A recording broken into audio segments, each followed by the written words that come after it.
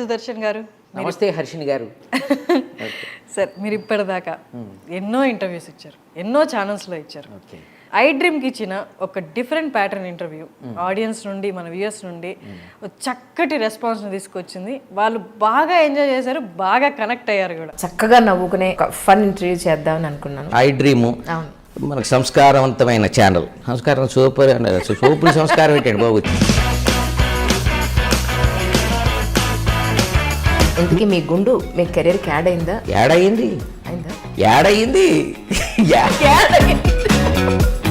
మీరు పోషించిన పాత్రలో ఏవి బరువైన పాత్రలో, ఏవి తేలికైన పాత్రలో అంటే ఏం చెప్తారు?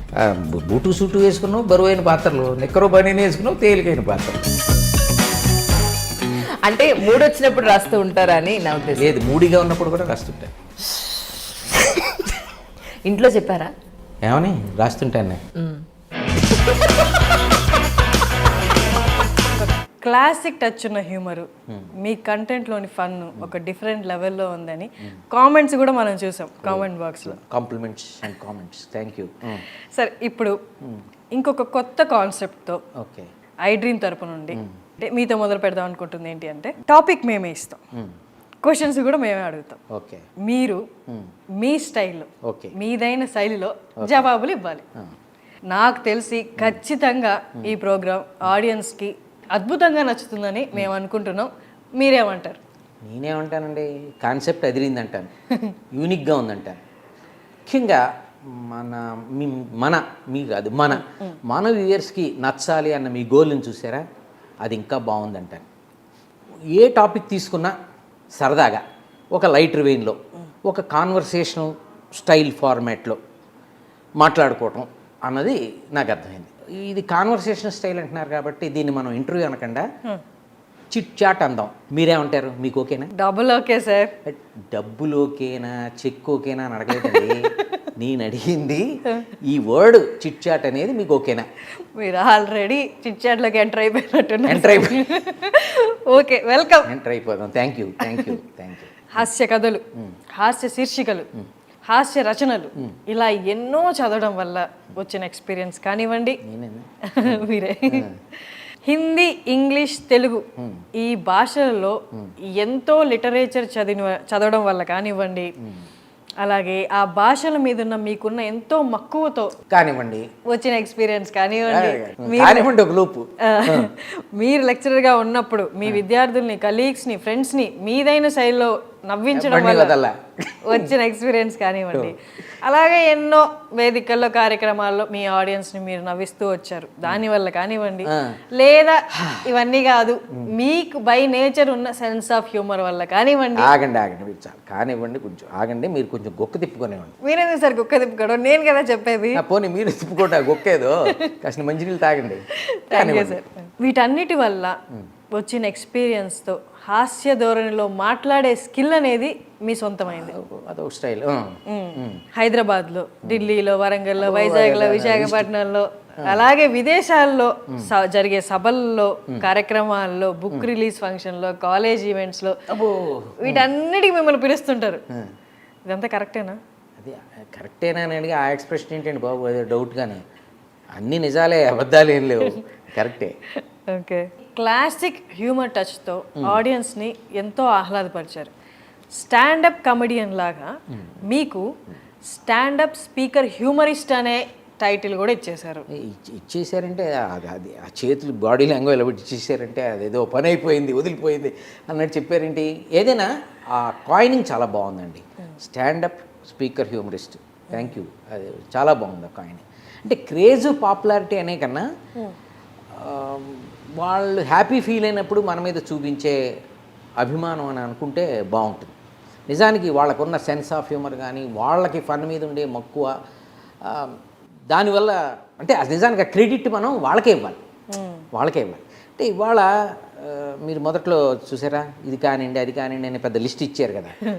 ఇవాళ మన టాకింగ్ రెసిపీకి అవే ఇంగ్రీడియంట్స్. ఓకే. అంటే వాటన్నిటి రిజల్టే ఈ ఎఫెక్ట్. పోనీ వాటన్నిటి ఎఫెక్టే ఈ రిజల్ట్.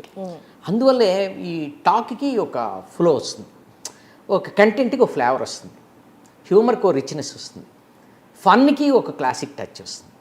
మా వ్యూవర్స్కి ఒక మంచి ఎంజాయబుల్ ఎపిసోడ్ వస్తుంది, ఎక్స్పీరియన్స్ వస్తుంది, ఎంజాయబుల్ ఎక్స్పీరియన్స్ వస్తుంది, అదే ఎంజాయబుల్ ఎపిసోడ్ వస్తుంది.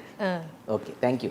ఇది స్కిల్ అనండి లేదా ఆర్ట్ అనండి. ఓహో, ఇంకేమన్నానండి, ఇప్పటిదాకా కానివ్వండి అయిపోయింది, ఇప్పుడు అనండి ఈలు పోనీ ఏదో ఒకటి అనండి కానివ్వండి. సరే, ఇలా ఎంటర్టైన్ చేస్తూ మాట్లాడే కళలో మీరు పండిపోయినట్టున్నారు. పండిపోలేదండి బాబు, ఫండిస్తున్నాను. ఐ మీన్ అదే ఫన్ అందిస్తున్నాను అంతే. జనం ఎక్కడికి ఊరికే రారండి, అందులో ఆ ప్రోగ్రాములకి సభలకిను. ఎంటర్టైన్మెంట్ ఫీల్ అయితేనే ఎండింగ్ వరకు ఆడియన్స్ ఆడిటోర్లో ఉంటారు. కామెడీగా చెప్తేనే వింటారు, ఉంటారు. సో మనకి పైసలు ఇచ్చి ఆఫర్ ఇచ్చి ఇది ఆ ఫన్ అందించడానికే కదా. ఫుడ్లో వెరైటీస్కి ఎంత క్రేవింగ్ ఉందో ఫన్లో వెరైటీస్కి కూడా అంతే క్రేజ్ ఉందండి. నిజం చెప్పాలంటే అంతకన్నా ఎక్కువే ఉంది, అంతకు మించి. అదేంటి సార్, ఫన్నే కదా, అందులో వెరైటీ ఏముంటుంది? ఫన్లో కూడా వెరైటీస్ ఉంటాయండి. ఇప్పుడు ఉప్మా ఒకటే రకం, పులిహార ఒకటే రకం, మరి పులావ్, బిర్యానీ 100 వెరైటీస్. హ్యూమర్ కూడా అంతే, వీపింగ్ ఒకటే రకం, లాఫింగ్ రకరకాలు. మళ్ళీ మీరు వీపింగ్ ఆ జానర్లోకి వెళ్ళకండి. మన జానర్ అంతా కూడా మన లాఫింగ్ స్కూల్. సరే అండి సార్, మీకు వీపింగ్ టాపిక్ ఇచ్చిన దాన్ని మీ టాకింగ్తో లాఫింగ్గా మార్చేయగలరు, అది మీ డిఎన్ఏ సార్. ఈ డిఎన్ఏలు ఎంబీఏలు నాకు తెలియండి బాబు. లైఫ్ని లైట్గా తీసుకోవటం లాఫింగ్ వల్లే సాధ్యం. లైఫ్ని ఇంత తేలిగ్గా తీసుకుంటేనే ఎంత బరువుగా ఉందే, బరువుగా తీసుకుంటే ఇంకెంత బరువుగా ఉండేదో అన్నాడు ఒక ఆయన. నా ఉద్దేశంలో హ్యూమర్ కూడా ఒక ఆల్కెమీ. ఓకే, ఈ ఆల్కెమీ, ఈ ప్రక్రియ ఇదంతా న్యాచురల్గా స్పాంటేనియస్గా ఎలా ప్రజెంట్ చేయగలరు సార్? అది ఎలా సాధ్యం? నిజానికి ఆ స్పాంటేనిటీ మన ప్రీవియస్ ఎఫర్ట్స్లోంచి, ఆ ప్రిపేర్డ్నెస్లోంచి వస్తుంది. అంటే ఎక్కువ రీడింగ్, అంతకన్నా ఎక్కువ అబ్జర్వింగ్, అది ఇంపార్టెంట్. అంటే మనం వెళ్ళిన సభలు, సమావేశాలండి, ఫంక్షన్స్ అనండి, ప్రోగ్రామ్స్ అనండి, ఏమైనా అండి, అక్కడికి వెళ్ళిన తర్వాత అక్కడ ఉండేటువంటి పరిసరాలు, ఆ పరిస్థితులు, ఆ మనుషులు, వాళ్ళ ప్రవర్తనలు, డిఫరెంట్ బిహేవియర్స్ ఉంటాయి. వాళ్ళ ప్రవర్తనలు, వాళ్ళు కొంచెం ఎక్సెంట్రిక్గా ఆడ్గా బిహేవ్ చేయాలి, అంటే కామెడీ ఆఫ్ ఎర్రర్స్ ఏవో జరుగుతుంటాయి అక్కడ. కామెడీ ఆఫ్ ఆడిటీస్ కామెడీ అన్నారు కదా. సో అవన్నీ ఆ సీన్లు, ఆ ఆడ్గా ఉండే సీన్లు అవన్నీ అబ్జర్వ్ చేయటం వల్ల ఏమందంటే మన మైండ్ ఓ పక్కని కొంత కామెడీ స్టఫ్ని, అసలే మనకు ఇది ఉంది, ఆ నెర్వ్ ఉంది కాబట్టి కామెడీ ఓ పక్కన బ్రెయిన్ అది తయారు చేస్తుంటుంది మైండ్ కామెడీ స్టఫ్ని. దీన్ని మిక్సీలో వేసి దానికి కొంచెం నేరేషన్, కొంచెం ఎగ్జాజరేషను కలిపి మిక్స్ చేసి ఒక రెసిపీ తయారు చేస్తే అప్పుడు ఆ హ్యూమర్కి ఆ టేస్ట్, ఫ్లేవర్ వస్తుంది. దాన్ని స్పాంటేనిటీ అని మనం అనుకుంటాం. స్టేజ్ మీద ఏ సందర్భంలో అయినా ఇంతగా నవ్వించే మీరు సినిమాల్లోకి వచ్చేసరికి ఎందుకని అంత నవ్వించలేకపోయారు? మీరెందుకు ఫీల్ అవుతున్నారు? ఇప్పుడు సభల్లో స్క్రిప్టు నా చేతుల్లో ఉంటుంది, నా నోట్లో ఉంటుంది. అదే సినిమాల్లో స్క్రిప్టు రైటర్ గారి రాతల్లో ఉంటుంది, డైరెక్టర్ గారి చేతుల్లో ఉంటుంది, డైరెక్టర్ గారి తీతల్లో ఉంటుంది. ఇప్పుడు సభల్లో sky is the limit, stage is the limit. అదే సినిమాల్లో అనుకోండి, script is the limit. Sir, మన వాడుకలో మర్చిపోతున్న కొన్ని పదాలని మీరు వాడే పద్ధతి, కొన్ని పదాలని మీరు కాయిన్ చేసే స్టైలు మీకు భాష మీద ఎంత ప్రేమ ఉందో తెలుపుతుంది sir. Thank you very much. అలాగే పాత భాష అనుకునే వాళ్ళకి తెలుగులోని మాధుర్యం తెలుపుతూ మీరు మాట్లాడే స్టైల్ పట్ల మీరు తీసుకునే శ్రద్ధ కూడా చాలా బాగుంటుంది సార్. Thank you. అంటే ఏ భాష అయినా మనం ఆ రిచ్నెస్ని పోగొట్టుకోకూడదు. తెలుగు మరీ మధురమైన భాష. అంటే గ్రాంధికం కష్టం కావచ్చు, కానీ వాడుక భాష అద్భుతంగా ఉంది కదా. వాడుక భాషలో ఎన్నో పదాలు, ప్రాసలు, యాసలు, సామెతలు, నుడికారాలు, ఎన్ని సొగసులు ఎన్నున్నాయి. వీటిని మనం పోగొట్టకూడదు. అది రిచ్నెస్ అంటే అదే, దాన్నే మనం పోగొట్టుకోకూడదు. యాక్చువల్గా నిజానికి చెప్పాలంటే ఈ ప్రింట్ అండ్ ప్రెస్, మన న్యూస్ పేపర్ మీడియా ఉంది కదా, వాళ్ళు చాలా బాగా దీన్ని ఒక రకంగా కాపాడుతున్నారు, పరిరక్షిస్తున్నారు. రెగ్యులర్గా పేపర్లు చదివే వాళ్ళందరికీ ఆ పదాలన్నీ ఆ ప్రజల నాలుకల మీద ఈరోజు ఉన్నాయంటే కారణం వాళ్ళు ఆ లాంగ్వేజ్ని అట్లాగా వాళ్ళు పరిరక్షించడం వల్లే. వాళ్ళు ఇప్పుడు స్పోర్ట్స్ లవర్స్ కోసం స్పోర్ట్స్ పేజ్ ఎట్లా ఉంటుందో అట్లాగే సాహిత్యం, కవిత్వంతో ఒక పేజీ పేపర్లో, న్యూస్ పేపర్లో మనం హ్యాట్స్ ఆఫ్ చెప్పాలి, వాళ్ళకి రుణపడి ఉండాలి. అసలు భాష పాతపడటం ఏంటండి? అమ్మ పాతపడుతుందా? అమ్మ ప్రేమకి పాతపడటం అంటూ ఉంటుందా? ఉండదు కదా. అలాగే భాష ఎప్పటికీ అది పాతపడదు. మనం నిర్లక్ష్యం చేయటమో దాన్ని వదిలేయటమో జరిగితే అది మన తప్పే. నిజం సార్. సరే అయితే మనం ఇక మీ ఫన్నీ ఎక్స్పీరియన్సెస్కి వచ్చేద్దాం. ఓకే. మీరు వెళ్ళే సభల్లో సందర్భాన్ని బట్టి ఆ కంటెంట్ని మీరు హ్యూమర్ యాడ్ చేసి మీ స్పీచ్లో ప్రజెంట్ చేయడం అప్పటికప్పుడు జరుగుతుంది కదా సార్ అది. కానీ అక్కడికక్కడ మీరు అబ్జర్వ్ చేసి అప్పటికప్పుడు సిచ్యువేషన్స్ని తీసుకొని అబ్జర్వ్ చేసి దానికి హ్యూమర్ యాడ్ చేసి ప్రజెంట్ చేయడం అనేది ఈ నెక్స్ట్ లెవెల్ కదా సార్. ఒక్కసారి ఆ ఎక్స్పీరియన్సెస్ గురించి మాట్లాడుకుందామా సార్? సాధారణంగా ఇప్పుడు మనకి ఈ ఫంక్షన్స్ అనండి, సభలు అనండి, కార్యక్రమం ఏవైనా యూజువల్గా నార్మల్గా ఒక సిస్టమేటిక్గా జరిగిపోయాయి అనుకోండి, అక్కడ మనం అబ్జర్వ్ చేసి ఇక్కడికి వచ్చి పట్టించే ఫన్ ఏమి ఉండదు, నార్మల్గా జరిగిపోతాయి. ముఖ్యంగా అంటే ఇలాంటి కంగాళీ సభలను మనం బసలు అనొచ్చు. బస్ ఏంటి సార్? అడిగారు కదా, ఇప్పుడు సభ తిరగేస్తే బస్ సభ అస్తవ్యస్తమై సభ కంగాళిగా ఉంటుంది, దాన్ని తిరిగేసి బస. నేను ఎక్కడికి వెళ్ళి వచ్చానంటే బస్కి వెళ్ళి వచ్చానని చెప్పచ్చు. బస్సు అనుకుంటాడు, బస్సు కాదురా బస. అంటే బాపు గారి కార్టూన్ ఒకటి ఉంది థియేటర్లో. కార్టూన్ ఏం గీసింది ఏంటంటే, థియేటర్లో జనం కూర్చుని చూస్తూ ఉంటారు, సినిమా చూస్తూ ఉంటారు. సినిమా అయిపోయిన తర్వాత చివరిలో ఏమొస్తుంది, టైటిల్ కార్డ్ ఏమొస్తుంది, శుభం అని వస్తుంది. అక్కడ కార్డు ఏమిటి బస్సు అని పడింది స్క్రీన్ మీద. జనం వచ్చి బస్సు అంటే అంత గందరగోళంగా ఉందన్నమాట సినిమా. అంచేత శుభం బదులు అక్క బసుం అనేసారు. అలాగే ఇక్కడ మనం సభ బదులు బస. సభ బస బాగుంది సార్, భలే కాయినింగ్ చేశారు. కాయినింగే కాదు, రీజనింగ్ కూడా చెప్పాను కదా. సభా భాషే కాదు, ఇంకా ఇందులో చాలా ఉన్నాయి. రభసలు, రసాభాషలు అంటే ఎన్ని పొలిటికల్ రాజకీయాలకు సంబంధించిన మీటింగులు, ఫంక్షన్స్ జరుగుతాయి అవన్నమాట. అది మన కేటగిరీ, మన జానర్ కాదు కాబట్టి దాన్ని పక్కన వదిలేద్దాం. ఇందులో రససభలు, రసజ్ఞ సభలు కూడా ఉంటాయి. అవి మళ్ళీ అంటే సాహిత్యానికి సంబంధించినవి, కవిత్వానికి సంబంధించిన పుస్తకావిష్కరణలు, ఇవన్నీ అదో తరహా, దాని ఆడియన్స్ వేరేగా ఉంటారు. అంటే అందులోంచి కూడా మనం కామెడీ పిండుకోవచ్చు. ఎప్పుడంటే అలాంటి రససభలు కొన్ని నససభలు అయిపోతాయి. ఎలాగంటే ఏ శుద్ధి సామ్రాట్, నసరత్నం ఎవరో ఒకళ్ళు తగులుకుంటే, అంటే గెస్ట్ గాను, స్పీకర్ గాను, వక్త అంటే స్పీకర్, వక్త గాను తగులుకున్నారనుకో, అబ్బో ఫన్. మనకి అంటే పిండుకున్నవాడికి పిండుకున్నంత, అంటే మనకి ఫన్ను, జనానికి ఫ్రస్ట్రేషన్. అవి తీసుకొచ్చి ఇక్కడ చెప్పామనుకో, మన వ్యూయర్స్కి డబుల్ ఫన్.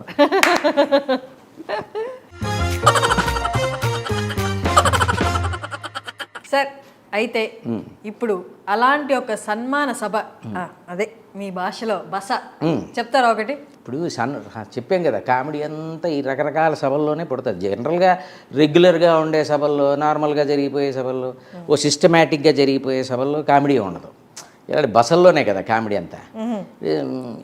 కొన్ని ఇష్టపడి సన్మానాలు, కొన్ని మొక్కుబడి సన్మానాలు, కొన్ని పెట్టుబడి సన్మానాలు, కొన్ని చేతబడి సన్మానాలు, ఇట్లా రకరకాల సన్మానాలు ఉన్నాయి. వీటిలో పెట్టుబడి సన్మానం ఏంటి సార్? ఓహో, కరెక్ట్గా క్యాచ్ చేశారు. అయితే పేర్లోనే ఉంది కదా పెట్టుబడి. మొత్తం బడ్జెట్ అంతా మనోడిదే, అంటే సన్మానం చేయించుకునేవాడిదే. మొత్తం ఖర్చు అంతా పెట్టుకుని సన్మానం చేయించుకుంటాడు. దురదల్లో ఇదో వెరైటీ, ఎవడి దురదో అడిగి సరదా. చెప్పండి సార్ దాని గురించి. అబ్బా మన చూనైపోయారు బాగా. వీళ్ళు మామూలుగా చెప్పాను కదా, మొత్తం ఎక్స్పెండిచర్ మనోడే పెట్టుకుని సన్మానం చేయించుకోవడానికి రేపు వచ్చేస్తాడు. వాళ్ళ ఆర్గనైజర్లు ఇచ్చిన బడ్జెట్లో వాళ్ళు చేయాలి. మనోడు ఎంత ఇచ్చాడో అందులోనే అన్నీ ఎంత ఎక్కడెక్కడ కట్ చేసుకుంటే మళ్ళీ ఆడికి మిగిలాలి కదా చేసేవాడికి. ఇవన్నీ బాగా ఒకప్పుడు జరిగేవి, ఇప్పుడు తగ్గిపోయేవి ఇవన్నీ. కానీ ఇప్పుడు అంతా కొంచెం సిస్టమేటిక్ జరుగుతాయి. ఒకప్పుడు మాత్రం ఇవన్నీ చాలా, ఇప్పుడు ఎక్కడైనా అప్పుడప్పుడు మనకు తగులుతుంటాయి. దాన్నే కదా మనం లాక్కొచ్చి ఇక్కడ. సో అది స్టేజ్ మీదకి వచ్చిన తర్వాత అక్కడ 3 కుర్చీలు స్టేజ్ మీద, 5గురిని పైకి పిలిచేస్తారు. కుర్చీలు ఉండేవాడు ఎత్తుక్కుంటూ ఉంటాడు ఎక్కడ కూర్చోవాలని, ఈ పక్క ఆ పక్కన. ఈ లోపల కింద 3 కుర్చీలకి 5 మందిని పిలుస్తారు. 5 మందిని పైకి పిలిచే ఉత్సాహం అక్కడ. ఆర్గనైజర్ అప్లికేషన్ ఏవో ఉంటాయి అనమాట. నెక్స్ట్ సన్మానానికి వీడిని ఫిక్స్ చేద్దామనో ఏదో లెక్కలు ఉంటాయి. అక్కడ చూసి జనంలో ఇంకొద్దని పిలిచే 5 కుర్చీలు ఏమని ఎత్తుకున్నాయి. మొత్తం మీద ఏవో పట్టుకొచ్చి 2 కుర్చీలు వేస్తారు. 3 దండలు ఉంటాయి. ఇప్పుడు వేసుకొచ్చాడు కదా బడ్జెట్ వేసుకొచ్చాడు కదా, 3 దండలు ఉంటాయి. 3 దండలు అంటే మరి 5గురు ఉన్నారు. ఇటు దండలు వేసాక ఇటు తీయట్లే, తీస్తే మళ్ళీ ఎవడు దండ ఆడేసుకొచ్చున్నాడు వాడు. కొంతమంది తీసి పెట్టేస్తుంటారు అక్కడ. వీళ్ళు దండలు రొటేషన్లో పెడతారు. పెట్టగానే తీసేసి పక్కకు పట్టుకెళ్ళి నెక్స్ట్ వచ్చిన వాడు కదే వీడు చూసుకుంటుంటే దండ ఎక్కడ ఉండదు. ఏమైందంటే ఆడి మెడలో వేసారనమాట. ఈ దండల రొటేషన్ ఉంటుంది. ఈ రొటేషన్లో ఉంటుంది అనమాట. అంటే యాక్చువల్గా ఎందుకంటే ఈ ఇంటికి పట్టుకెళ్ళాలి కదా, వాళ్ళు పాపం సన్మానం చేయించుకున్నాడు, ఈ దండట్టుకెళ్ళి నాకు సన్మానం జరిగింది తెలుసా? అసలు ప్రూఫ్, ఎవిడెన్స్ ఇంట్లో. అసలు మాలు ఎక్కడ పోయావు, ఎక్కడ తిరిగి ఎక్కడ వచ్చాడు, ఇది సన్మానం, అద్భుతమైన సన్మానం, ఇదిగో శాలువ, ఇదేమో ఏంటి అనుకుంటున్నావు నువ్వు? అసలు జనమే జనం, అసలు కొట్టారు చూడు ఎవరిని, మిమ్మల్ని కాదు, చప్పట్లు దద్దరిల్లిపోయింది. ఏంటి మీ వీప కాదు, ఆడిటోరియం. అది యాక్చువల్గా ఈ ఇంటికి వెళ్ళి బిల్డప్ ఇచ్చే విషయంలో నాకు గుర్తు ఓ సీన్, కమెడియన్ రాలంగ్ గారు, గిరిజి గారి మీద ఓ సీన్ ఉంటుంది సినిమాలో.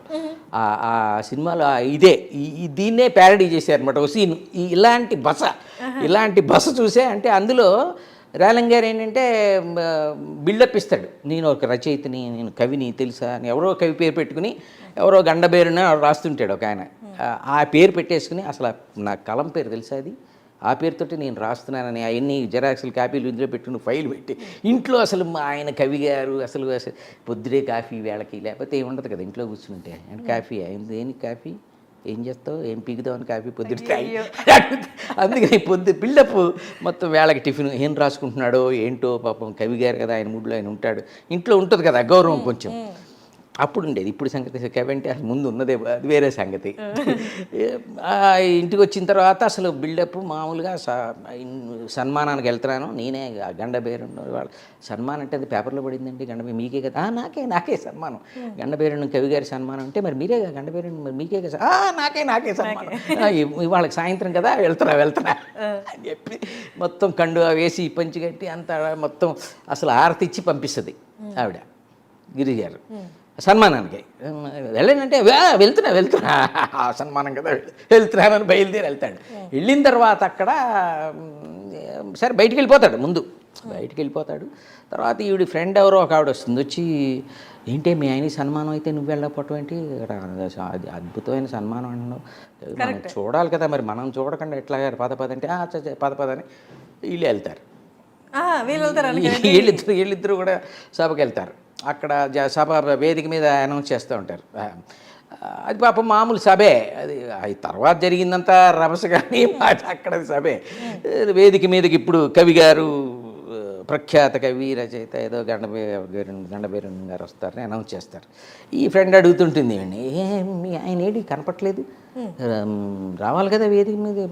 వస్తాడే, మామూలు ఎంట్రీ ఉండదు, అస్సలు మామూలుగా కాదు. ఏంటి అనుకున్నావు, ఇస్తాడు చూడు ఎపీరియన్స్ అని అనేటప్పటికి టక్కని చూసేటప్పటికి వేరెవరో వచ్చారు. వారి గండబేరు గారికి స్వాగతం అనగానే ఆయన ఎవడో వచ్చాడు, సన్నగా ఒక ఆయన వస్తాడు.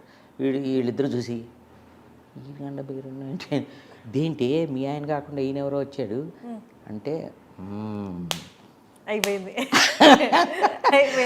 అన్న మాట. అయితే వీడు మనకి మొత్తం కొట్టాడు, గ్యాస్ కప్పాలి, వీడి మొత్తం బిల్డప్ ఇచ్చాడు అనమాట. అసలు ఇదంతా సరే చెప్తా అన్నాడు, పోదాం అని చెప్పి ఇద్దరు లేచి ఇంటికి వెళ్ళిపోతాడు.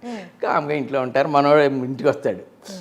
ఇంటికి వచ్చేటప్పటికి నా ఇంటికి రావడం అంటే వస్తూ దారిలో దండ కొనుక్కొని, అయ్యో అదే తర్వాత జరిగేదంతా బస అని చెప్పాను కదా, ఓ దండ ఒకటి కొనుక్కుని ఈ ఫైల్ చేత్తో పట్టుకుని దండ కొనుక్కు, ఆ దండ ఇంటికి వచ్చే ముందు కొద్ది ఇన్ని పూలన్నీ తెంపేసి పైన కొన్ని వేసేసుకుని, అంటే న్యాచురల్గా ఉండేలాగా, అంటే అన్నీ వేసినప్పుడు ఉండవు కదా చివరిదాకా, కొన్ని పూలు రాలిపోతాయి కదా. పోయి వాళ్ళు సన్మానం చేసినప్పుడు ఏదో పూలు అవి జల్లుతారు కదా, న్యాచురల్గా అవన్నీ మేకప్ చేసుకుని అన్నీ అనమాట రెడీగా ఆహార్యంతో లోపలికి వస్తాడు. ఆయన నడకుంటుంది కదా, నడుచుకుంటూ లోపలికి వచ్చేటండి. ఏమండి సన్మానం బాగా జరిగిందా అంటే, అద్భుతం, అదిరిపోయింది, మామూలుగా కాదు, ఇలాగ చెప్పినట్టుగానే అసలు మామూలుగా ఉన్నారు జనం, కిటకిటలాడిపోయారు, మొత్తం హాల్ అంతా కిటకిటలాడిపోయారు. చప్పట్లు బాగా కొట్టారా, అబ్బో అదిరిపోయింది, మామూలుగా కొట్టలేదు, చప్పట్లు చెప్పేస్తాడు. తర్వాత మరి మీకు ఏంటి ఒకటే దండ వేశారు, దండలు 300 దండలు వేశారు, అసలు లారీ పట్టం అవన్నీ తేవాలంటే 3 లారీలు కావాలి, ఆ దండలన్నీ ఎవరు తీసుకొస్తారు పిచ్చి ముఖం, అవన్నీ అక్కడే వదిలేసి శాంపిల్గా జస్ట్ స్పెసిమెన్ ఓ శాంపిల్గా ఒకటి తీసుకొచ్చానంటాడు. మరి ఏమంటే ఫోటోలు ఏమన్నా తీయించుకున్నారు, లోకుగా ఉంటుంది ఫోటోలు అని అడిగితే వాళ్ళే పంపిస్తారు, అలా పేపర్లో పడుతుందిగా కట్ చేసి పెట్టుకుంది కానీ అవన్నీ కట్ చేసి పెట్టుకుంది. ఇక మామూలు బిల్డప్ రెచ్చిపోతుంటాడు. ఏమండి మీ గురించి ఎవరైనా అబ్బో అసలు వక్తలు మాట్లాడారు, గెస్టులు నా గురించి మాట్లాడారు. గండభైరుండం గారు మామూలు కవి కాదు. ఆయన భాషామ తల్లికి చేసిన సేవ అసలు మనం మర్చిపోలేని సేవ చేశారు. వారు మన భాషామ తల్లికి గండపిండేరం లాంటి వారు అని ఏదో అంటే యాక్చువల్ సీన్ అది నేను ఓన్ చేసుకుని చెప్తున్నా. యాజ్ ఇట్ ఈస్ డైలాగ్ చెప్పట్లేదు. నన్ను అసలు పొగడొద్దు అని ఒక్కొక్కళ్ళని కట్ చేసుకుంటూ వచ్చారు. ఒక్కొక్కళ్ళు పొగడతలు ఇలాగ బిల్డప్ ఇస్తాడు. పొగడతలా ఈ దండ ఎక్కడ కొన్నారు? దండ కొంటమా? ఎక్కడ కొన్నాను? ఎవరు కొన్నారు? నేను చూశాను. ఎవరు చూశారు? ఎవరు వచ్చారు? ఎందుకు వచ్చారు? కొడుకు ప్రారంభమైంది. ఎవరు వచ్చారు? ఎందుకు వచ్చారు? మీరు వచ్చారు? మేము చూసాం, అక్కడికి అంతా వచ్చాము, మేము సభకు వచ్చాము, మేము అంతా చూసేసారా? ఎందుకు చూసేసారు? ఆయ్ బాబాయ్ సన్మానం సభ జనమే ఎందుకు అలా వణికిపోతున్నారండి? చలి జ్వరం ఎందుకు చలి జ్వరం వచ్చింది? సన్మానం అబద్ధం అజన్మానం అందుకే జ్వరం చెప్తాగా ఇదంతా చెప్తా ఆ సంగతి. జ్వరం ఏంటో నేను కుదురుస్తాను కదా.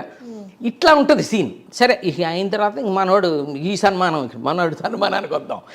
ఈ సన్మానం వచ్చాడు, దండలు ఎత్తుక్కునేవాడు, దండలు కుర్చీలు ఇది జరుగుతుంటే మనోడిని పిలిచాడు, పిలిచాడు. ఏమైనా అదేంటి ఆయనకి ఆయనకి అంత పెద్ద దండ వేసావు, సన్మానం చేయించుకుంటూ ఉండే నేను నాకెయ్యాలి కానీ ఆడికేసేవాడు అంత పెద్ద దండ. కూర్చో ఆడే తెచ్చుకున్నాడు కూడా. గెస్ట్గా వస్తూ కొంతమంది గెస్ట్గా కూడా డబ్బులు ఇచ్చి గెస్టులుగా వస్తారు. గెస్ట్లకు కూడా వచ్చి అలా కూడా క్రేజ్ అనమాట. అది చెప్పుకుందాం. ఆయనే తెచ్చుకున్నాడు ఆ దండ కూడాను.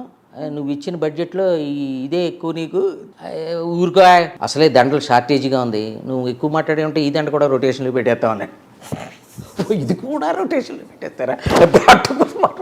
దండ వదలకుండా పట్టుకొచ్చినాయి. అది సరే కానీ మళ్ళీ మనవాడు వీడు ఎన్ని డౌట్లు ఇచ్చాడు కదా, డబ్బులు ఇచ్చిన దాంట్లో ఏం గిట్టుబాటు అవుతుందో చూసుకోవాలి కదా. ఏంటి మొమెంటో మీద పేరు చెక్కిస్తానా? ఏది పేరేది? అమౌంట్ మొత్తం నొక్కేసావా? నువ్వు ఇచ్చిన చెక్కి ఈ చెక్క మొక్క ఇవ్వటమే చాలా ఎక్కువ, మళ్ళీ దాని మీద పేరు ఒకటి చెక్కిస్తారా? మళ్ళీ ఏదో పెద్ద అమౌంట్ నొక్కేసావా? అమౌంట్ నొక్కేయటానికి పెద్ద నువ్వు పాన్ ఇండియా బడ్జెట్ ఇచ్చావని చివరికి పానకు కూడా డబ్బులు మిగలలేదు. ఇచ్చాడు జలక్కు. అడు కాము. మళ్ళీ నెక్స్ట్ మనోడు అక్కడతో అవ్వలేదు. జనం ఏంటి ఎంత పలుచుకున్నారు? జనం 100 మందిని తీసుకొస్తా అన్నావు, 50 మంది కూడా లేరు అన్నాడు. బాబు వాళ్ళు పెయిడ్ ఆడియన్స్, మళ్ళీ వాళ్ళకి బొకేలో ఒక బొక్క,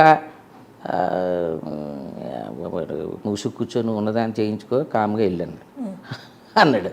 వీడు కామ్ అయిపోయాడు. ఆర్గనైజర్కి బాగా కాలింది.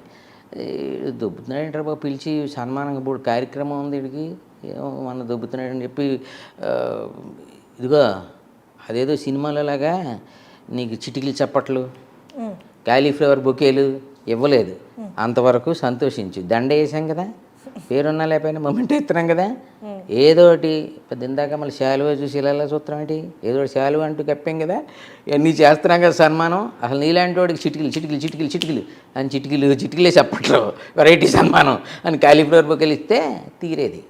అయ్యయ్యో డబ్బులు ఇచ్చాడు కదా సార్ పాపం. ఆ ఇచ్చిన బడ్జెట్ చాలా ఉంది కదా ఖర్చు, ఇక్కడతో అయిందేంటి? ఇప్పుడు అందరికీ అన్నీ ఇచ్చుకుంటే మైకులు అద్దెలు హాలు చాలా ఉంటాయి. ఇచ్చినా సరే మరి ఆడి కమిషన్ ఉంటుందిగా, అది అన్నీ అందులో చాలా మిగలాలి కదా పర్సంటేజ్. సుదర్శన్ గారు, అయితే ఇలాంటి సభలకు వచ్చే గెస్ట్ల పరిస్థితి ఏంటి? పరిస్థితి బాగానే పడేది. అసలు గెస్టుల గురించి మామూలు ఏ అడుగుతారు, వాళ్ళ పరిస్థితి ఏంటని అడిగారంటే అది కూడా ఏదో వాళ్ళ పరిస్థితి ఉందో పాపం, ఎలా ఉన్నారు వాళ్ళ పరిస్థితి ఏంటో అనే కదా చెప్పాను కదా. వాళ్ళు కూడా పాపం ఈ టైపుల్లో డబ్బు ఇచ్చి మరీ వచ్చే కేటగిరీ ఒకటి ఉంటుంది కొంత. అంటే అదొక వీక్నెస్, అదో పబ్లిసిటీ క్రేజ్. మళ్ళీ దురదలో ఇది కూడా దురదలో ఒక వెరైటీ అనమాట. ఈ పేరు చెప్పుకుని నేను గెస్ట్గా వెళ్ళాను, చూసా అంటే వాళ్ళకి సన్మానం ఎవరికి అన్నదాంతో కూడా వాళ్ళకి సంబంధం లేదు. వాళ్ళకి అక్కడికి వచ్చినప్పుడు మాట్లాడాలిగా, మాట్లాడతారు, ఏది వస్తే అది ఆ టైంకి మాట్లాడేస్తారు. టెంప్లెట్ ఉంటుందా? ఏదో టెంప్లెట్ ఉంటుంది. ఏదైనా కామన్ సబ్జెక్ట్ కామన్గా మాట్లాడేది చాలా గొప్పవారు. వచ్చాడు ఆర్గనైజర్, వచ్చాడు మైక్ తీసుకున్నాడు. ఇవాల్టి మన గెస్టు ఆయన చాలా గొప్ప దాత. నిజంగా ఆయన మనకి చేసిన సాయం, ఇచ్చిన మాట మర్చిపోలేం అన్నాడు. అంటే ఈయనేమో నేను మర్చిపోతాగా అన్నాడు. ఏం మర్చిపోయాడు వీడు గతుక్కమన్నాడు వీడు ఈయన మర్చిపోయాడు. అది కాదు, ఆయన ఏదో అలాగే చెప్తాడు సాయం దాత నేను అవన్నీ మీరు పట్టించుకోకండి, అసలు ఇందులో చేసింది ఏమీ లేదు, నిజానికి నాకు అలాంటివన్నీ గెట్టవు ప్రవర్తలేను, ఏదైనా అలా చెప్తాడంతే ఆయన నా మీద ఉన్న అభిమానం అంతేను. మనోడు ఇలా చెప్పే కొద్దీ సాయం అభిమానం అంటాడు, దాత కాదంటాడు, ఈ చెక్కు పరిస్థితి ఏంటి, ఇస్తానని చెక్ ఇస్తాడా ఇవిడా, లేకపోతే తిప్పిస్తాడా, అలా చెక్ ఇచ్చే బదులు హ్యాండ్ ఇస్తాడా, మనోడికి ఇక్కడ టెన్షన్ ప్రారంభమైంది. అక్కడ సైడ్ వింగ్లు ఉంటాయి కదా, స్టేజ్కి పక్కకి సైడ్ వింగ్లోకి వెళ్ళి అక్కడి నుంచి సౌజ్యులు సార్ అన్నాడు. వెంటనే అడిగినా వాడు అక్కడి నుంచి దండం పెడతా సార్ చెక్కు సార్ అక్కడి నుంచి సౌజ్ఞలు చేస్తున్నాడు. మరి ఇప్పుడు అయిపోయే లోపల ఇస్తాడా ఎవడో కదా, అందుకని ఇప్పుడు అసలే నేను దాతను కాదు, ఆయన ఏదో అభిమానం కొద్ది అలా చెప్తాడు అన్నాడు కదా, అది మనోడికి డౌట్ వచ్చింది, దాతను కాదంటాడు అభిమానం కొద్ది చెప్పడం బాబా. అక్కడి నుంచి మనోడు కుదిరినప్పుడల్లా ఆయన ఇటు ఐ కాంటాక్ట్ ఇచ్చినప్పుడల్లా సార్ ఎక్కువ సార్ ఇస్తానా మాట్లాడుతున్నాను కదా అంటున్నాడు ఈయన. మన గెస్ట్ గారు లేచాడు, వచ్చింది సరైన టైము ఇప్పుడు అసలు అందుకోసమే కదా ఇలాగ ఇదొక మైక్ దొరదొకటి ఉంటుందన్నమాట. అసలు ఎక్కడ లేని పాపం చెప్పేయాలి. ఆయన వచ్చేసి మైక్ తీసుకున్నాడు. అసలు మైక్ తీసుకోగానే ఫోన్ రింగ్ అయింది, చూశాడు ఇంటి నుంచి వాళ్ళ ఆవిడ. ఎత్తగా ఎత్తకపోతే చస్తాడు. ఎత్తాడు, హలో చెప్పన్నాడు. ఏంటి చెప్పేది, ఇంట్లో చెప్పలు కడగాలి, త్వరగా ఇంటికి తగిలాడు, పొద్దుటి అన్నీ అలాగే పడి ఉన్నాయని. గట్టిగా మాట్లాడకే, నేను సభకి ఇందులో గెస్ట్ని, అందులో సభాధ్యక్షుడిని. గెస్టో రెస్టో వీడు సభాధ్యక్షుడా, ఏదో పెద్ద దేశానికి ప్రెసిడెంట్ అన్నట్టు చెబుతున్నాం ఏంటి, పనికిమాలిన సభలకు అన్నీ పోతావు. వాళ్ళు అక్కడ తిండి గట్రా ఏమైనా పెడతారా, అది పెట్టరా, ఏం పెట్టరా, అవన్నీ నాకు అనవసరం, ఏదో గడ్డి తిని త్వరగా ఇంటికి తగిలాడు. రాత్రి 10 దాటిందనుకో బయట గేటుకి తాళం వేసేస్తాను. ఫోన్లో ఇదంతా బయట జనానికి వినపడుతుంది, మరి ఫోన్లోంచి లీక్ అవుతుంటుంది. అబ్బా డబ్బా ఉండవే, గట్టిగా మాట్లాడు. ఏంటి ఉషు అంటున్నావు, ఏదో కాకులు తోలినట్టు. అబ్బా అదేం కాదే బాబు, ఇప్పుడు నేను ఈ సభలో మాట్లాడాలి, నేను గెస్ట్ అని చెప్తున్నాను కదా, మైక్ ముందు ఉన్నానని చెప్తున్నాను కదా, ఇప్పుడు ఈ సన్మాన సభలో ఇప్పుడు నేను మాట్లాడాలన్నాడు. ఓహో మా పొట్టకొస్తే అచ్చర మొక్కలేదు నీకు, మళ్ళీ సభలో నువ్వు మాట్లాడటం ఒకటి, మళ్ళీ ఆడెవడు సన్మానం ఎవడికి అంది.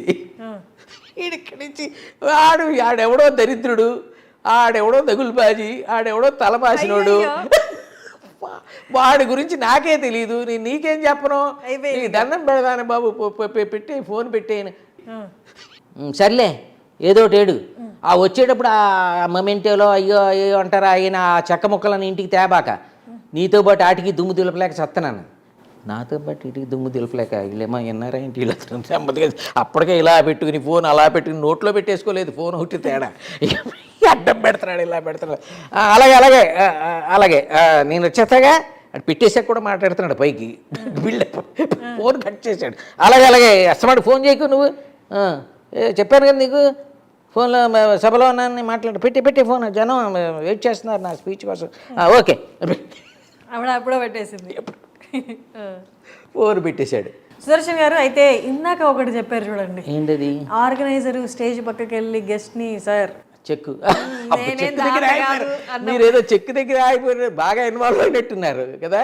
ఇంతకీ ఇస్తారా, బాగా ఇన్వాల్వ్ అయింది, నాకు నచ్చింది అది మీ ఇన్వాల్వ్మెంట్. కాకపోతే చెక్కు దగ్గరే ఇన్వాల్వ్ అయ్యారు మిగతా. అంటే యాక్చువల్గా గెస్ట్ గాడి వాటను చూసిన తర్వాత మీకు డౌట్ వచ్చినట్టుంది, ఇది ఇస్తాడా ఇవ్వడా అని. అసలు ఆర్గనైజర్ పడాల్సిన టెన్షన్ అంతా మీరు పడుతున్నట్టు కనపడుతుంది. పాప అడుగుతున్నాడు ఈయన అంటున్నాడు.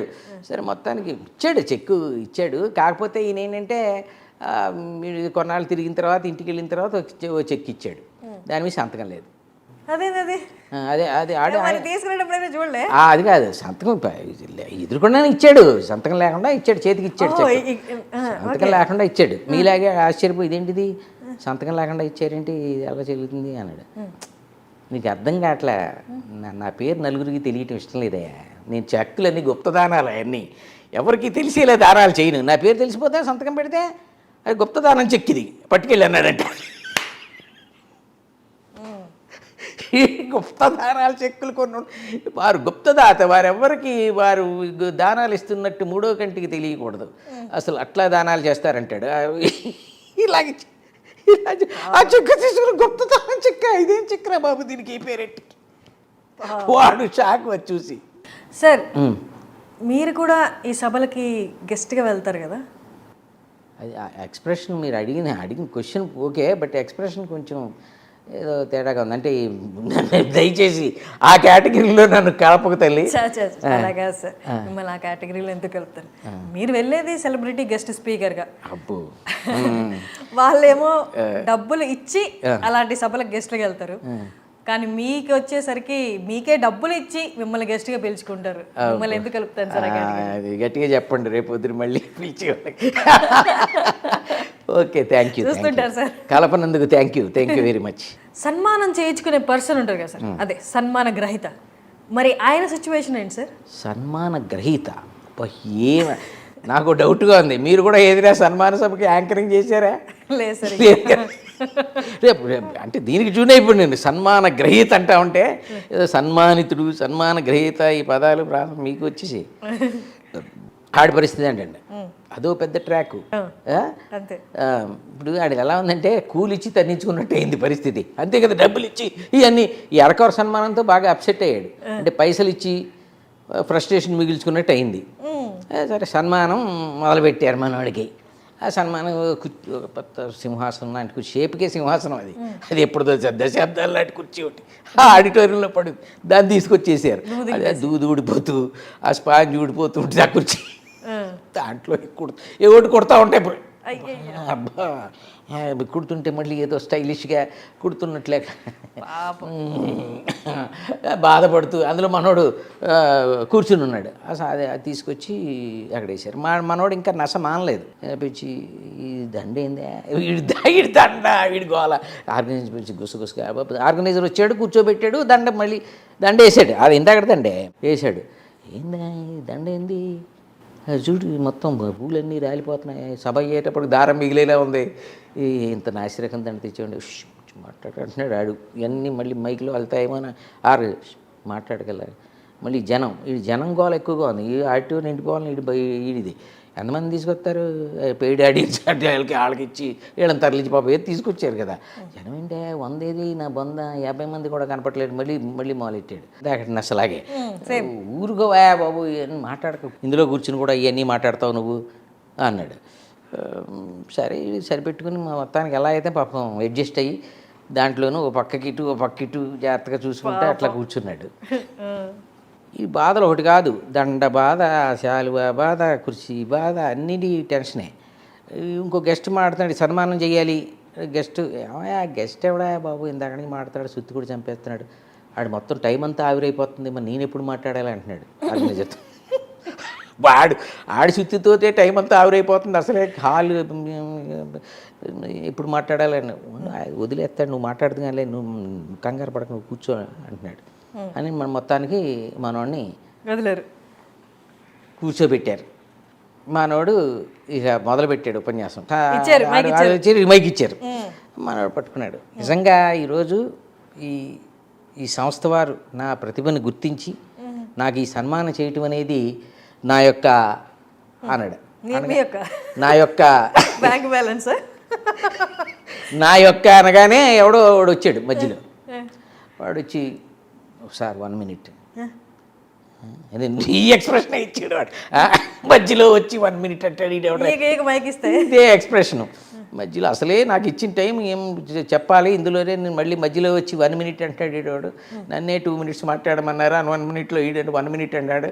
1 minute అన్నాడు, 1 minute మాట్లాడు కదా, 2 minutes మాట్లాడు. ఏంటి ఎందుకు వచ్చాడంటే ఆడొచ్చి సభికులందరికీ విజ్ఞప్తి, ఈ సభ అయిపోయిన తర్వాత భోజనాలు గట్రా లేవు, ఈ దరిద్రుడు ఇచ్చిన బడ్జెట్ అంతే ఉంది మరి. అదేలేండి, అంటే సభ అప్పటిదాకా ఉండదు, డిన్నర్ టైం దాకా మీరు హాయిగా ఇంటికి వెళ్ళిపోయి ఎవరి భోజనాలు వాళ్ళు మీరు ఇంట్లో చేసుకోవచ్చు. అసలే మనకి హాలు డిస్కౌంట్ బేరం కింద ఫిక్స్ చేసాం, వాళ్ళు గంట ఇచ్చారు, ఈ లోపల మనం ఈ సభ ఫినిష్ చేయాలి, అదనమాట సంగతి. మీరు కానివ్వండి సార్.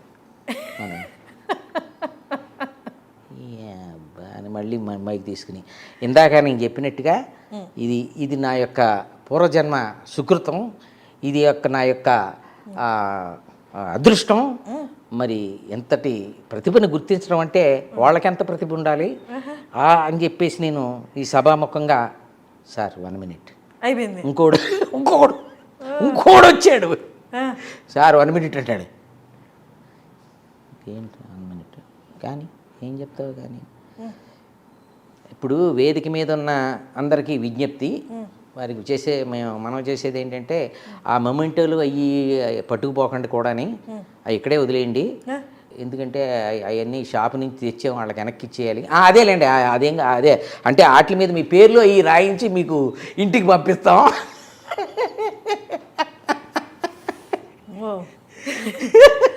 వింటుంటేనే ఎంత గందరగోళంగా ఉంది సార్. అవన్నీ పైకి అనేసి అవన్నీ షాప్ నుంచి అద్దెకి తెచ్చి వెనక్కి ఇచ్చేలా, అదే మీకు వాటి మీద పేర్లు ఈ రాయించి మీ పేర్లు మీ ఇంటికి పంపిస్తాం అంచేత అవన్నీ పట్టుకుపోకుండా ఇక్కడే వదిలేయండి. వీడింకా ఏడుపు, కోపం, విసుగు, ఫ్రస్ట్రేషను అన్నీ మనోడికి వస్తున్నాయి. ఆ రకంగా ఇవాళ జరుగుతున్నటువంటి సన్మాన సభలో చాలా అదృష్టం. ఇటువంటి ఆర్గనైజరు అద్భుతం. అంతే అంతే. ఈ జరుగుతున్న ఈ సభకి సార్ 1 minute ఏమన్నాడు sir? Sir car number 6402 parking. అలాంటి వాళ్ళు ఎక్కువ మధ్యలో వచ్చి, సార్ ఎవరో గెస్ట్ వచ్చారు సార్, కార్ పార్కింగ్ చేశారు సార్. సార్ కార్ నెంబర్ 6402 ఎవరు సార్? అడ్డంగా పార్క్ చేశారు. మనకి ఎక్స్పీరియన్స్ బాగానే ఉంది. అయితే నేనేమి మరీ కొత్త టాపిక్ ఏం చెప్ప, కాస్త ఎక్స్పీరియన్స్లు కనెక్ట్ అయ్యటానికి ఐడెంటిటీ ఉన్నాయో చెప్తున్నాను. అడ్వర్టైజ్మెంట్స్ మధ్యలో సీరియల్, కమర్షియల్ అడ్వర్టైజ్మెంట్స్ మధ్యలో సీరియల్. దరిద్రులేరా వీడి ఇంకా ఫ్రస్ట్రేషన్ పీక్స్లోకి వెళ్ళిపోయింది. ఇంకా తట్టుకోలేకపోయాడు అనమాట. లేచి దండ మొత్తం పీకి ఒక్కొక్కటే నాకు సన్మానం మొత్తం అన్ని దండలు పీకేసి, దరిద్రులారా అదే కదా కూలిచ్చి తగ్గించు. ఆడెవడో దరిద్రుడు వస్తాడు, వాడేమో మైకులో ఆడెవడో దరిద్రుడు, ఆడెవడో నికృష్టుడు, ఆడు నాకే తెలియదు నీకేం తెలుసు అంటాడు మైకులు ఆడెవడో వచ్చి. వీళ్ళు వచ్చేమో భోజనాలు లేవు అని ఇంకోడు అంటాడు, ఇంకోడు విజ్ఞప్తి అంటాడు, ఇంకోడు గమనిక అంటాడు, ఇంకోడు హెచ్చరిక అంటాడు, ఇంకోటి మొమెంటోలు పట్టుకుపోద్ది అంటాడు. దరిద్రులారా, వాతావరణ శాఖ కూడా వచ్చేయాలి, ఇంకో గంటలో వర్షం పడుతుంది. దరిద్రులారా, నాకు ఈ దండొద్దు, నాకు ఈ దారం వద్దు, ఈ సన్మానం వద్దు, ఈ శాలు వద్దు, నెత్తి మీద పెట్టి మీ నెత్తి మీరే కొట్టుకోండి దిగెళ్ళి. ఇది సింపుల్గా బస కాదు సార్, రభస రభస. కరెక్ట్. అంటే ఇప్పుడు ఆ సీన్కి ఏం చేశానంటే క్లైమాక్స్ కొంచెం రీచ్ చేస్తే మీ ఎక్స్పెక్టేషన్ రీచ్ అవ్వచ్చని రీచ్ అయిపోయినట్టు.